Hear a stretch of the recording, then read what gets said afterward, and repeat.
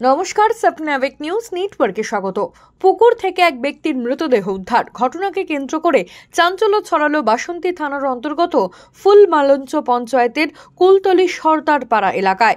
মৃতের নাম সুনীল সর্দার, বয়স ৪৫। সূত্রের খবর, গতকাল সন্ধেবেলা বাড়ি থেকে বেরিয়ে বাজারে গিয়েছিলেন সুনীল সর্দার। তারপর আর বাড়ি ফেরেননি। সারা রাত খোঁজাখুঁজির পর সন্ধান না মিললে এদিন গ্রামের এক পানা পুকুর থেকে সুনীল সর্দারের মৃতদেহ ভাসতে দেখেন স্থানীয় বাসিন্দারা। খবর পেয়ে ঘটনাস্থলে বাসন্তী থানার পুলিশ পৌঁছে ক্যানিং মহকুমা হাসপাতালে তাকে নিয়ে গেলে চিকিৎসকরা মৃত বলে ঘোষণা করে সুনীল সর্দারকে। কী কারণে ওই ব্যক্তির মৃত্যু হলো তা জানতে শুরু হয়েছে তদন্ত। মামনি রায়, স্বপ্নাবেক নিউজ, বাসন্তী। জয় হিন্দ।